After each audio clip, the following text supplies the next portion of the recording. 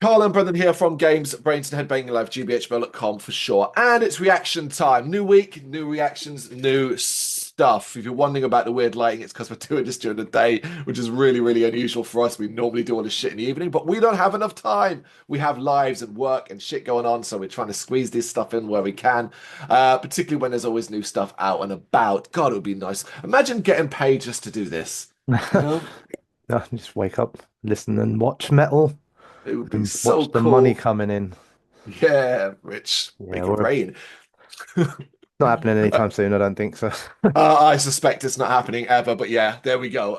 We are going to check out Funeral Pyre by Forlorn. This is the folk black and metal band. This new track, Funeral Pyre, is taken from their upcoming new album, Aether, which is out on March 28th on Church Road Records. I went into this track familiar. This has already been reviewed in a single slam, so I have already got an opinion on it, a thought process on it as well. But you know, it's still always fun to do it this particular way. But I Mm. was already familiar with this band going into it because I saw this band a few years back at the downstairs at the Dome, back when it was called the Boston Music Room, where they were the first band on in a trio of bands. It was Forlorn, Pupil Slicer, and then Ithaca. And that was right around the time They Fear Us was released, Ithaca's album They Fear Us. So it was their headline shows, and I loved Forlorn. I thought they were really really unique, transfixing, really intriguing, and I've been following them ever since. Yeah, that's my story with Forlorn. What's yours? Oh, it's a lot shorter. I don't 100% like off the top of my head think I'm familiar at all with them. I can't pick anything out, and not from a band perspective, but just from a word perspective, like it's not that sort of like stand out to me. It's like, oh, I definitely remember that as a word. So it's maybe the first time I'm hearing anything from them at all. Fair enough. What makes it nice and simple, which is what I suspected anyway. So it was why it got chosen, really. But let's not hang around. Let's just see what we think. We'll do this in three, two, one, go. I'll say you want it now.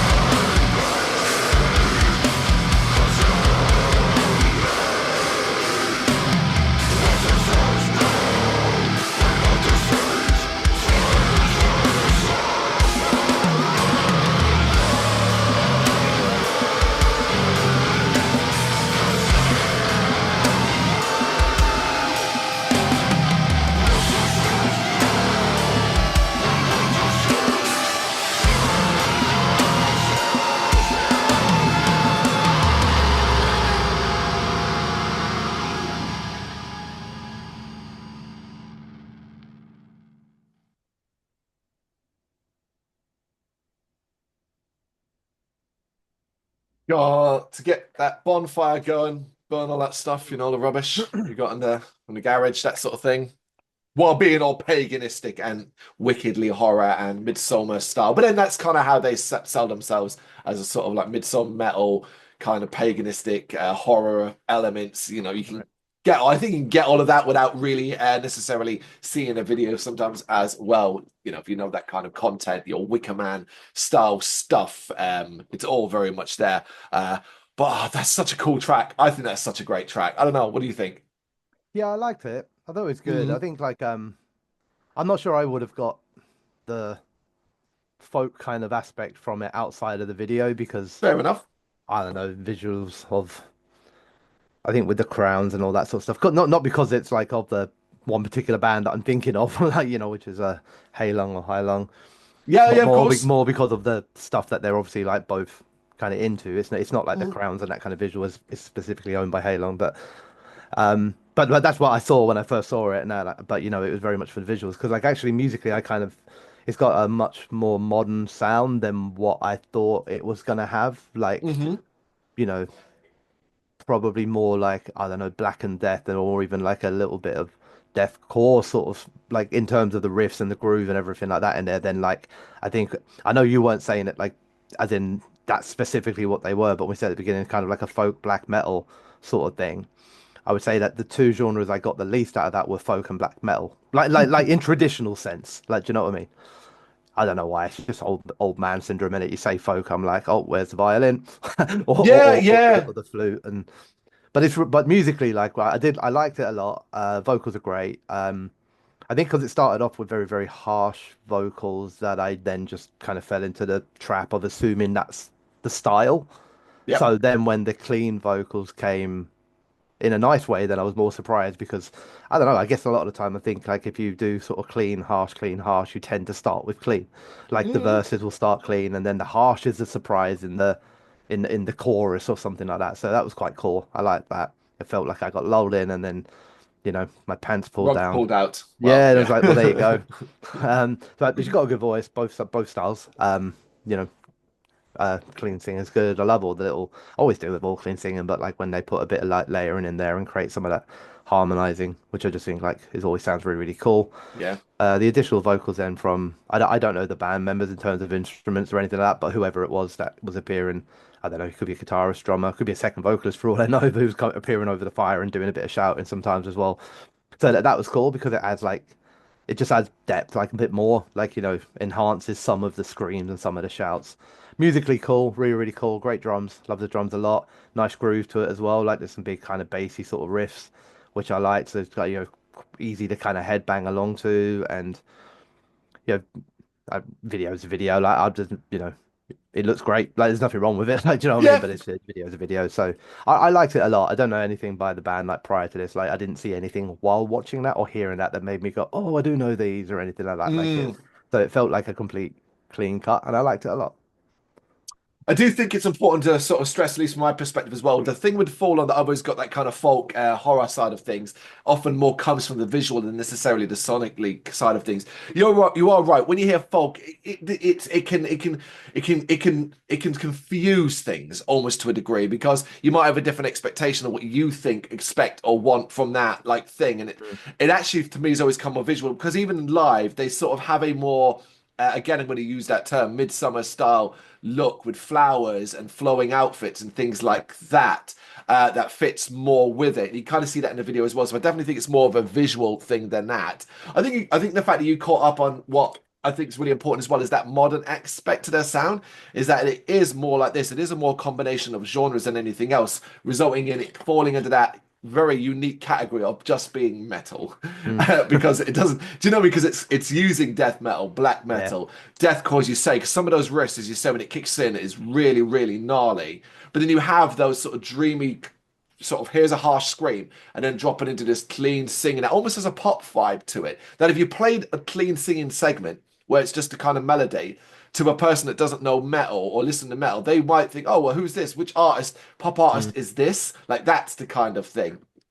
It's a unique song, I think, like for them as well. It's quite it's very singly. Like that's the thing. Like it feels very singly for them, and obviously that's why it's been released as a single because it's quite tight, it's quite to the point. It follows a Yep. pretty traditional formula as far as verse, chorus goes, and that kind of thing.